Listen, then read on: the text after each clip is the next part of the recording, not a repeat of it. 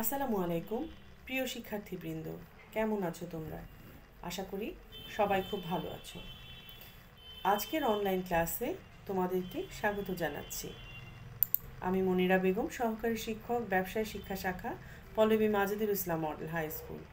আজ আমি নবম দশম শ্রেণীর ব্যবসা উদ্যোগ বিষয়ের চতুর্থ অধ্যায়ের এক মালিকানা এবং অংশীদারি ব্যবসায়ের কিছু জ্ঞানমূলক প্রশ্ন এবং তার উত্তর নিয়ে তোমাদের সাথে আলোচনা করব। তাহলে চলো আর দেরি না করে আমরা চতুর্থ অধ্যায় থেকে এক মালিকানা এবং অংশীদারি ব্যবসায়ের জ্ঞানমূলক প্রশ্ন এবং তার উত্তরগুলো একটু জেনে নিই।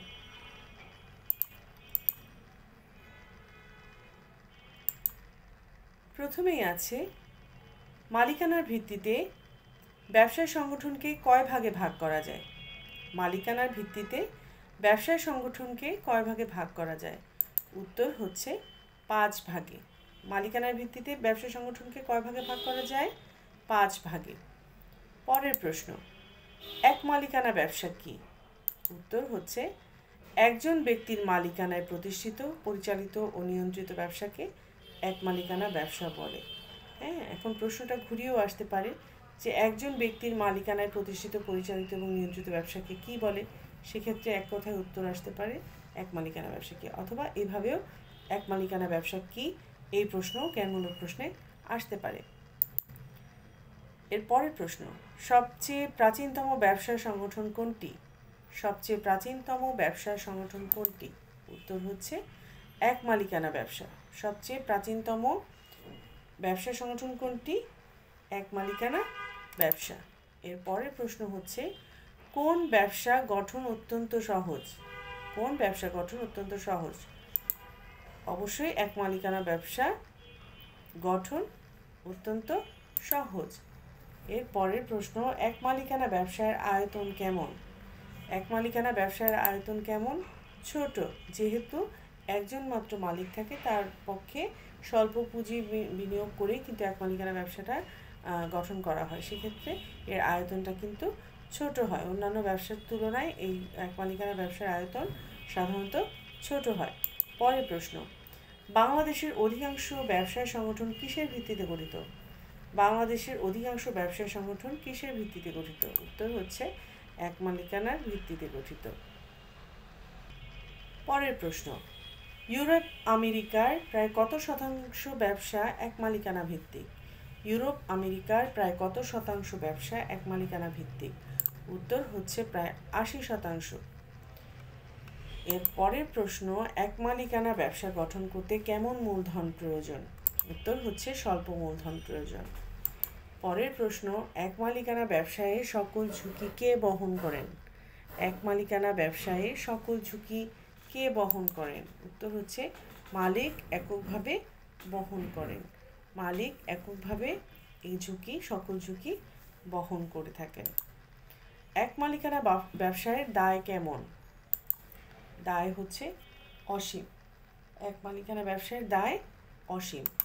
পরের প্রশ্ন, এক মালিকানা ব্যবসার স্থায়িত্ব কিসের উপর নির্ভর করে? মালিকের ইচ্ছার উপর। উত্তর হচ্ছে মালিকের ইচ্ছার উপর। কারণ এক মালিকানা ব্যবসা মালিক ইচ্ছা করলেই ব্যবসাটি গঠন করতে পারেন এবং ইচ্ছা করলেই সেই ব্যবসাটি বিলোপ সাধন করতে পারেন। তাহলে এক মালিকানা ব্যবসার স্থায়িত্ব কিসের উপর নির্ভর করে? মালিকের ইচ্ছার উপর নির্ভর করে। পরের প্রশ্ন, যে সকল ব্যবসায়ের ঝুঁকি একেবারেই কম সেগুলোর জন্য কোন ধরনের ব্যবসা উপযুক্ত? যে সকল ব্যবসায়ের ঝুঁকি একেবারেই কম সেগুলোর জন্য কোন ধরনের ব্যবসা উপযুক্ত? উত্তর হচ্ছে এক মালিকানা ব্যবসা। উত্তর এক মালিকানা ব্যবসা। পরের প্রশ্ন, অংশীদারি ব্যবসায়ের মূল ভিত্তি কি? অংশীদারি ব্যবসায়ের মূল ভিত্তি কি? উত্তর হচ্ছে চুক্তি। আমরা জানি যে চুক্তি অংশীদারি ব্যবসায়ের মূল ভিত্তি। অংশীদারি ব্যবসায় লাভ লোকসান কি অনুযায়ী বণ্টিত হয়? অংশীদারি ব্যবসায় লাভ লোকসান কি অনুযায়ী বণ্টিত হয়? উত্তর হচ্ছে চুক্তি অনুযায়ী। যেই চুক্তিটি করা হয় সেই অনুযায়ী অংশীদারদের মধ্যে লাভ লোকসান বন্টন করা হয়। পরের প্রশ্ন, অংশীদারি ব্যবসার দায় কেমন? অংশীদারি ব্যবসার দায়ও অসীম। অংশীদারি ব্যবসার চুক্তি কী রূপ হতে পারে? অংশীদারি ব্যবসায় যে চুক্তি হচ্ছে সেটা কীরূপ হতে পারে? মৌখিক বা লিখিত হতে পারে, আবার নিবন্ধিত বা অনিবন্ধিত হতে পারে। অংশীদারি ব্যবসার চুক্তি মৌখিক বা লিখিত হতে পারে, অথবা নিবন্ধিত হতে পারে বা অনিবন্ধিত হতে পারে। পরের প্রশ্ন, কিসের উপর ভিত্তি করে অংশীদারি ব্যবসা গড়ে ওঠে? কিসের উপর ভিত্তি করে অংশীদারি ব্যবসা গড়ে ওঠে? উত্তর হচ্ছে পারস্পরিক আস্থা ও বিশ্বাসের উপর ভিত্তি করে অংশীদারি ব্যবসা গড়ে ওঠে। উত্তর পারস্পরিক আস্থা ও বিশ্বাসের উপর অংশীদারি ব্যবসা গড়ে ওঠে। যেহেতু অংশীদারি ব্যবসায় মৌখিক বা লিখিত চুক্তি হতে পারে, মৌখিক হলে সেক্ষেত্রে বিশ্বাসটাই কিন্তু আসল বিষয়, আর লিখিত হলেও সেখানে বিশ্বাস, অংশীদারদের মধ্যে বিশ্বাসের বিষয়টি কিন্তু, আস্থার বিষয়টি কিন্তু থাকে, তাই না? বিশেষ করে মৌখিক যে চুক্তিটা হয় সেক্ষেত্রে পারস্পরিক আস্থা এবং বিশ্বাসটা কিন্তু খুব জরুরি, তাই না? তাহলে কিসের উপর ভিত্তি করে অংশীদারি ব্যবসা গড়ে ওঠে? উত্তর হচ্ছে পারস্পরিক আস্থা ও বিশ্বাসের উপর ভিত্তি করেই অংশীদারি ব্যবসা গড়ে ওঠে। পরের প্রশ্ন, কিসের মাধ্যমে অংশীদারি ব্যবসা গঠিত হয়? কিসের মাধ্যমে অংশীদারি ব্যবসা গঠিত হয়? উত্তর হচ্ছে দুই বা ততোধিক ব্যক্তির মধ্যে সম্পাদিত চুক্তির মাধ্যমে। দুই বা ততোধিক ব্যক্তির মধ্যে সম্পাদিত চুক্তির মধ্যে অংশীদারি ব্যবসা কিসের মাধ্যমে অংশীদারি ব্যবসা গঠিত হয়? এই যে দুই বা ততোধিক ব্যক্তির যারা ব্যবসাটি গঠন করবে তাদের মধ্যে সম্পাদিত চুক্তির মাধ্যমেই এই অংশীদারি ব্যবসা গঠিত হয়। পরের প্রশ্ন, লিখিত চুক্তিকে কি বলে? লিখিত চুক্তিকে কি বলে? উত্তর হচ্ছে চুক্তিপত্র। লিখিত চুক্তিকে কি বলে? চুক্তিপত্র। পরের প্রশ্ন, চুক্তিপত্র অংশীদারি ব্যবসায়ের কি হিসেবে কাজ করে? চুক্তিপত্র অংশীদারি ব্যবসায়ের কি হিসেবে কাজ করে? উত্তর হচ্ছে দিক নির্দেশক হিসেবে কাজ করে। দিক নির্দেশক হিসেবে কাজ করে। পরের প্রশ্ন হচ্ছে অংশীদারি ব্যবসার চুক্তিপত্রের বিষয়বস্তু কয়টি? অংশীদারি ব্যবসার চুক্তিপত্রের বিষয়বস্তু কয়টি? উত্তর হচ্ছে 17টি। উত্তর 17টি। এর পরের প্রশ্ন হচ্ছে অংশীদারি ব্যবসা কত প্রকার? অংশীদারি ব্যবসা কত প্রকার? উত্তর হচ্ছে 6 প্রকার। অংশীদারি ব্যবসা 6 প্রকার। এর পরের প্রশ্ন, অংশীদারি ব্যবসায় নিজস্ব নামে পরিচালিত হতে পারে না কেন? অংশীদারি ব্যবসা নিজস্ব নামে পরিচালিত হতে পারে না কেন? উত্তর হচ্ছে অংশীদারি ব্যবসায়ের আইনগত সত্তা নেই বলে অংশীদারি ব্যবসা নিজস্ব নামে পরিচালিত হতে পারে না। পরের প্রশ্ন, আদালতের নির্দেশে অংশীদারি ব্যবসা বিলোপ সাধন কয়টি কারণে হয়? আদালতের নির্দেশে অংশীদারি ব্যবসা বিলোপ সাধন কয়টি কারণে হয়? উত্তর হচ্ছে 5টি কারণে হয়। উত্তর 5টি কারণে হয়। মাঝখানে একটি স্লাইড আগে পিছে হয়ে গেছে, এই জন্য 13 নম্বরটা এখন আমি শো করছি শিক্ষার্থীবৃন্দ। এরপরের প্রশ্ন হচ্ছে কৃষিজাত পণ্যের জন্য কোন ব্যবসা বেশি উপযুক্ত? কৃষিজাত পণ্যের জন্য কোন ব্যবসা বেশি উপযুক্ত? উত্তর হচ্ছে এক মালিকানা ব্যবসা। পরের প্রশ্ন, বাংলাদেশের অংশীদারি ব্যবসা কত সালের আইন দ্বারা পরিচালিত? বাংলাদেশের অংশীদারি ব্যবসা কত সালের আইন দ্বারা পরিচালিত? উত্তর হচ্ছে 1932 সালের আইন দ্বারা পরিচালিত।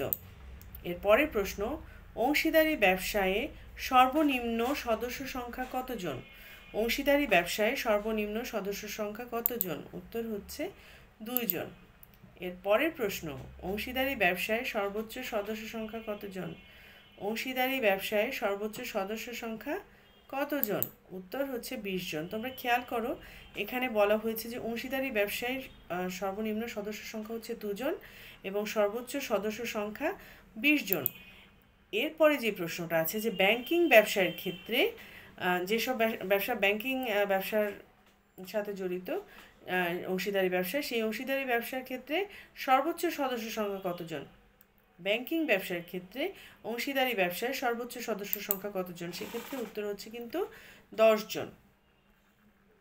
এর পরের প্রশ্ন, আমাদের দেশের আইন অনুযায়ী অংশীদারি ব্যবসা শুরু করার জন্য কোথা থেকে ট্রেড লাইসেন্স সংগ্রহ করতে হয়? কোথা থেকে ট্রেড লাইসেন্স সংগ্রহ করতে হয়? উত্তর হচ্ছে সিটি কর্পোরেশন বা পৌরসভা থেকে, সিটি কর্পোরেশন বা পৌরসভা থেকে। প্রশ্নটি আবার বলছি, আমাদের দেশের আইন অনুযায়ী অংশীদারি ব্যবসা শুরু করার জন্য কোথা থেকে ট্রেড লাইসেন্স সংগ্রহ করতে হয়? উত্তর হচ্ছে সিটি কর্পোরেশন বা পৌরসভা থেকে, সিটি কর্পোরেশন বা পৌরসভা থেকে। প্রিয় শিক্ষার্থীবৃন্দ, আজকে আমরা যে জ্ঞানমূলক প্রশ্নগুলো আলোচনা করলাম, যে জ্ঞানমূলক প্রশ্ন এবং প্রশ্নের উত্তরগুলো আমরা জানলাম, সেগুলোই তোমরা বাসায় আবার ভালো মতো পড়বে, এটাই তোমাদের বাড়ির কাজ। এবং শুধু এই প্রশ্নগুলোই নয়, এই এক মালিকানা এবং অংশীদারি ব্যবসায়ের যে দুটো পাঠ আছে, এই দুটো পাঠ পুরোটাই তোমরা রিডিং পড়বে। জ্ঞানমূলক প্রশ্নের ক্ষেত্রে আমরা হয়তোবা কিছু তোমাদের ধারণা দিতে পারি যে এই প্রশ্নগুলো তোমরা পড়ো, কিন্তু তারপরেও কিন্তু কোথা থেকে আসবে, কোন প্রশ্নটা আসবে, সেটা কিন্তু বলাটা কঠিন বিষয়। হ্যাঁ, যার জন্য